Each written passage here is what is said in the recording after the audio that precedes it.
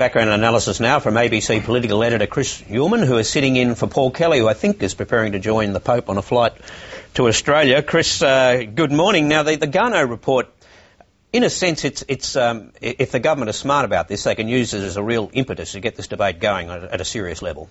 Yeah, I think the government's pleased about this report, Barry. It does provide a sense of urgency. They're very pleased indeed that it sets out the costs of inaction, and we'll hear that over and over again, that the costs of inaction are far greater than the costs of action.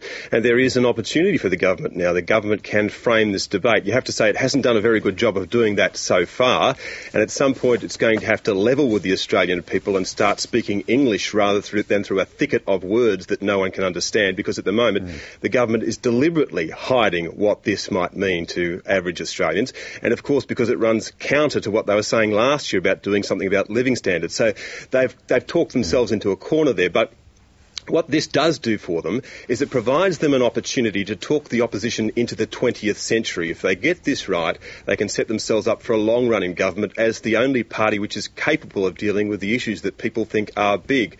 Now, whether those issues are as big as people think or not, that's the opportunity it presents for the government. Yeah, now there was some strange signals in the run-up to this when Kevin Rudd and I think Penny Wong referred to the Garnaut report as input.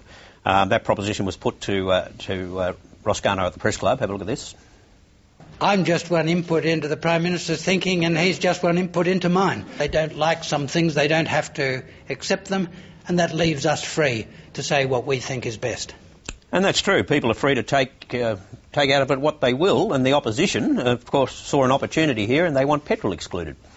They do, and the opposition can actually build a fairly credible position for itself. It doesn't have to oppose emissions trading. All it has to say to the government is that we should hasten slowly. And Kevin Rudd has thrown them a bone on this front during the election campaign in order to show that the government was more ideologically credible on this. They dragged forward the starting date to 2010. Now, taking into account the fact that if we start later it might cost more, the opposition can say, hang on, Copenhagen is in 2009. That's when the world will get together. If the world doesn't act, this won't be solved. This problem won't actually be solved. Why should Australia get too far ahead of the game? And on this they can take the government's key argument head on, which is that the costs of inaction are greater than the costs of action. That might be true on a global scale, but it's not necessarily true for an individual country. If Australia acts ahead of the mob and we get the costs of inaction anyway, that we get all of the disasters that are predicted and it cost us the cheap fuel that we once had, then in fact the costs of acting, the opposition could argue, are higher than the costs of inaction. Well, that picks up on the point that Jared was making, that you can go flat out, you can do what you like, but you might not make a whole lot of difference.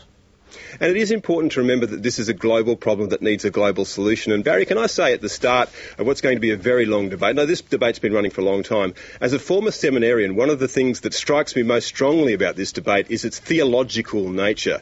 And that's essentially that we have sinned against the environment, that we are now being punished, and the only way that we can escape that punishment is to wear a hair shirt for the rest of our lives and hope that in the next life, that in our children's lives and our children's children's lives, that things will get better. Now, I am willing to sign up for that, but this is a very long caravan and there are a lot of lunatics that are attached to the end of it. I do not believe every proposition that's being put.